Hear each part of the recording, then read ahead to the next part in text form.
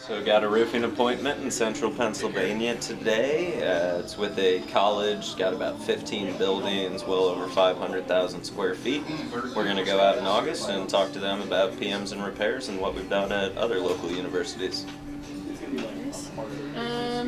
I've got my client in San Antonio's on vacation right now, but when he gets back, I'm getting like 6 proposals from him. Calling to help out Bone Breaks clients this afternoon. He's been out for a little bit, so gonna make some roofing calls. So see if we can pop one. So I got an appointment for my client out in Knoxville today. It's with a CPA firm, about 28 users, 40 total devices, 2 locations. Really looking for response time. They work long hours. The company that they're currently working with doesn't support them a lot of those hours. So looking to see what we bring to the table. So that's what we got going. Got one for my client out in Virginia, IT engineering firm, 30 users, but they're looking to go to 40 users by the end of the year.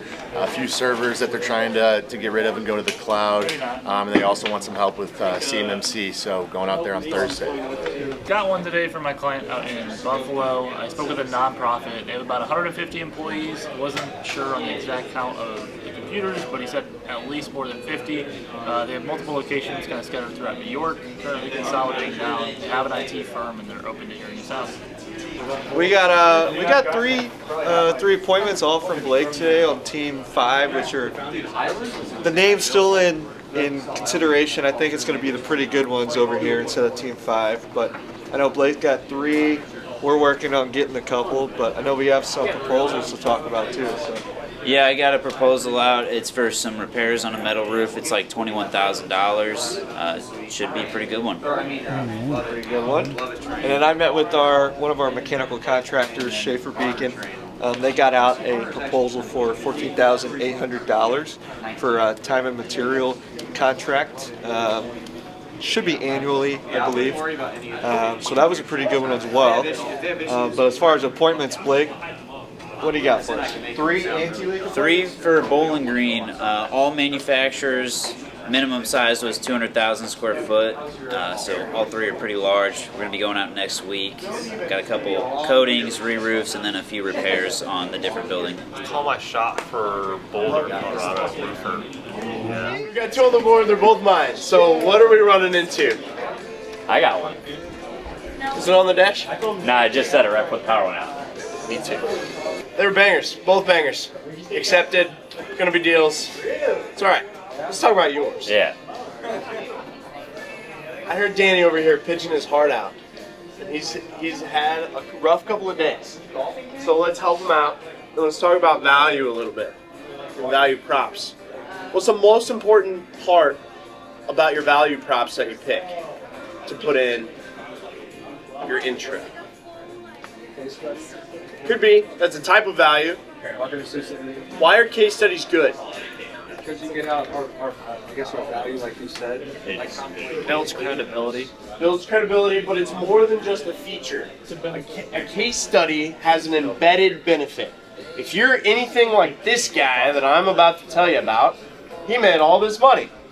That's why I'm calling you. We want to do the same thing. So the benefit there is implied that if you take a meeting with Sam, we can show you how we would do it with you in Fort Worth, right? As opposed to a feature, which is we generate a ton of money for our MSPs, right? They have to contextualize it, think about it, apply it to themselves before they ever reach a benefit statement. Case studies are powerful because you've embedded the benefit statement in the narrative you're telling them, right? Same thing. We worked with this guy in Philly. You know, he only did TPO roofs. He closed a little over $500,000 with us in his first 6 months. So I'm calling you. Want to do the same thing with one roofer here in Fort Worth, right? Do you have time Thursday at 3? All of a sudden, the benefit is explicit. He doesn't have to guess why he would take a meeting with you. And I think in a lot of the calls that I'm hearing, we're missing the what's in it for them. Why would they take a meeting with us? When you call, say, hey, we're looking for a roofing partner. We do sales for roofers in Philly. Want to see if you have time Thursday at 3 to meet with Sam.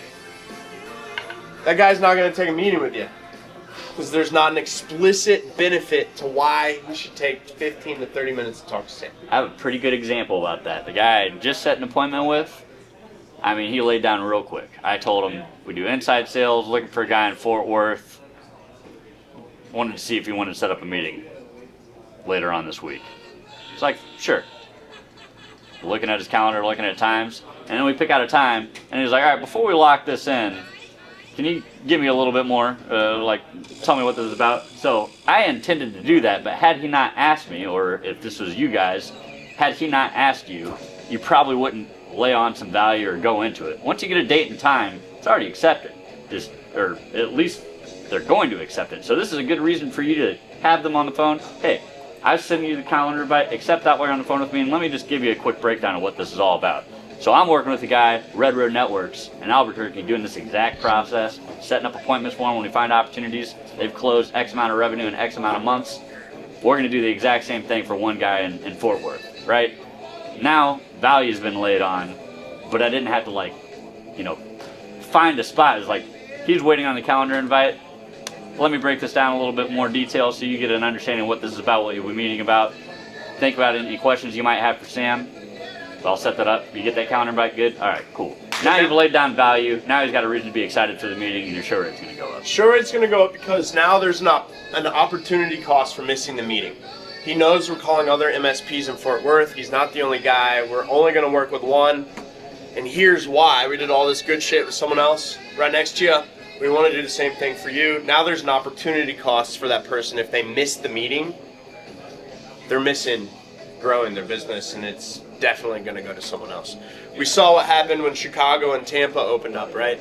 Just a flood of appointments within 20 minutes. So we're not really joking when we say, hey, this market just opened up. We're going to find somebody, and it's my job to find someone. That's what I'm calling. Sure. I would not tell them, because that alludes to if someone else was there, why aren't they still? But the pitch stays the same. We're looking for an MSP in Tampa, blah, blah, blah, right? But you know, hasn't been touched in a while, you're going to get a ton of appointments, whatever. But that's the truth-telling narrative that we like to stay on track is true.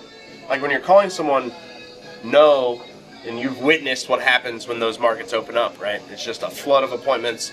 Sam slams a couple of them. It's back to being closed. And we're on to somewhere else.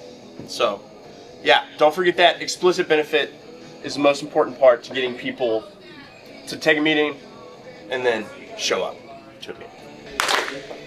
Sales Team 6 doing pretty good. Damn near got a pod wipe, but I got one.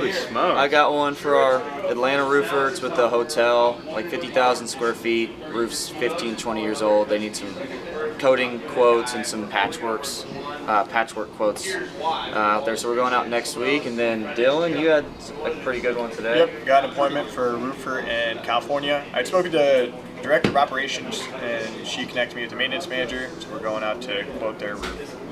I got one for my client in Pennsylvania. It's with a doctor's office. They're working with a consultant, looking at possibly having us as a backup option. They have 45 users, 5 locations, 4 physical servers. Had to push out a couple weeks with some vacations coming up, but should be a decent one there. And then my client in Akron closed the deal. Told me about that on Friday. I'm waiting on the final numbers. And yeah, then you tell me that. My client in Lexington should have a proposal out here soon that I'm feeling pretty good about. My Dallas client, probably back to Varner, my Pennsylvania guy. Kind of got one for Dallas, but not really going to call it because it's an apartment complex. That's not what they're looking for, but it does need it. So you could log it if we need to, if they want it. But I'm going to do the integral thing. Yeah, there you go. I get a banger. So. And so you got a proposal out right now, right? He's got 2 really good ones. What's the totals of those real quick? $1 million for one and $680,000 for the other, so I guess a little over 16. All right. 6 million total. Yeah, so I got one this morning. It was kind of an interesting one. I had talked to the president of this distributor last week on Friday. He connected me over email to his IT guy who's actually in the Philippines. Didn't get back to me until today. This morning at like 5:30, said he wanted to meet this morning. So I set up kind of a quick Teams call for today at 10. My guy met with him for almost an hour and a half. So it was a really good call. They were mainly looking for AV stuff, but steered the conversation towards managed services. They've been with the same company for like 24 years. So not a lot of problems, but there's been a lot of stuff over the years that he might want to look at. So we're doing an apples to apples comparison. He's getting us over hopefully a redacted invoice tomorrow. But if not, we're getting total head count and everything so we can get an accurate proposal sent over to him this week. So said it should be in the range of like 15 to 20K MRR is what he thinks. So pretty crazy.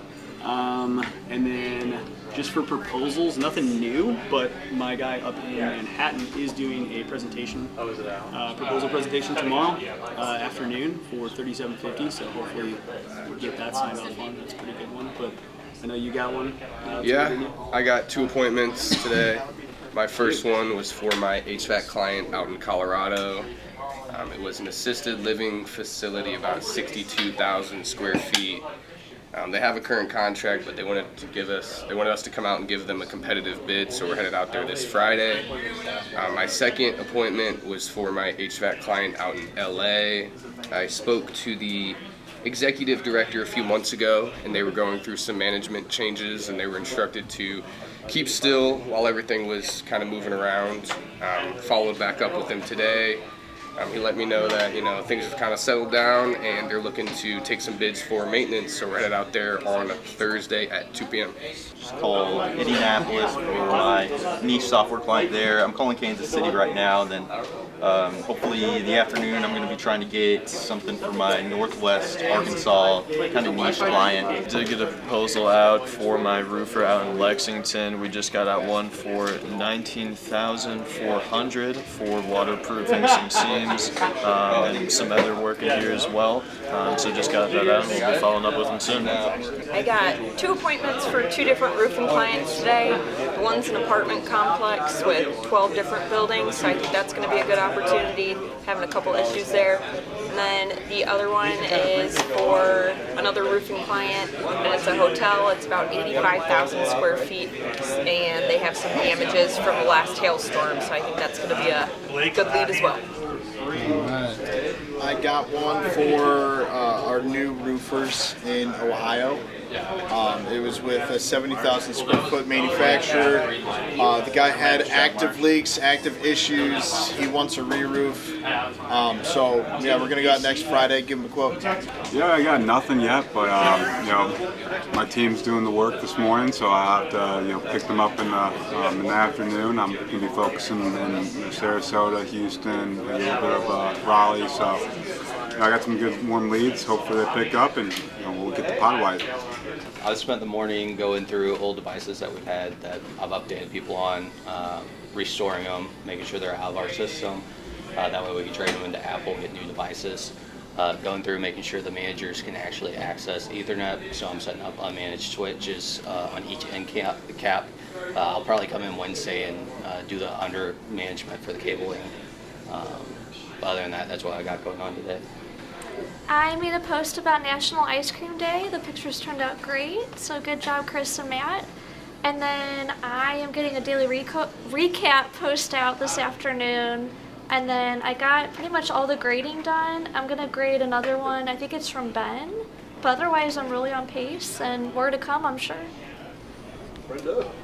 I have the Shark Week started this week, so I've got some things that Laura gave me that I'm going through. I'll get those out this afternoon. I'm making Sam's run this afternoon because we're low on some supplies. I also did some computer work on the 10 and 10 and the fishing, so that if I keep up with that weekly, we'll have that for the next all team update. So remember to keep reporting the fishing because you're eligible for that drawing. We had a call with Schaffer Beacon, just kind of gave them the update. I kind of told them probably end of this week, early next week, I'll have a first draft of a site ready for him. After that, switched over to Aaron's site, finishing up the contact form. I know he wants to push it live soon. So I just got some mobile optimizing to do, and then I think we'll be able to get at least this first draft pushed live and then continue work for him. So that's all for me. Yeah, as Lauren mentioned, we had a meeting with Schaffer Beacon this morning. Finally got them connected to Synology, so they're able to upload, any files or content that we need access to. And then I started working, or not started, I've been working on BCS's website. So should be finished with that today, so I can get a copy of that over to them by the end of the day today. I got a handful of SDR candidates in different steps of the process. Some that we could be giving offers out that came in last week. Some that are getting scheduled to come in the office, hopefully this week. Some I'm starting to have initial phone conversations with. We did have a software developer accept this morning to come help Briggs out, so we'll be growing that team to get that CRM pushed out. About it. For our current clients, everyone's done. I've got all the lists in this morning, and then I worked on all of the renewals and clients that are going to be implementing next month, at least getting them in the system, getting invoices created, and if they've set up their ACH, getting them charged. This afternoon I've got one meeting. It's a wrap-up call with I forgot the name. And then for the rest of the afternoon, I'll be starting on payroll because that'll be coming up next week, and so I want to get a little bit of a head start so I'm not feeling rushed, so I'm going to look at that this afternoon. I've been working on the mass import data tool still, just making sure that all the fields are mapped and parsed correctly. So I just created a test like CSV file with all the fields and all different values, and just testing, uploading all those, and making sure they're parsed correctly. That's about it. Briggs, lead us. Ooh.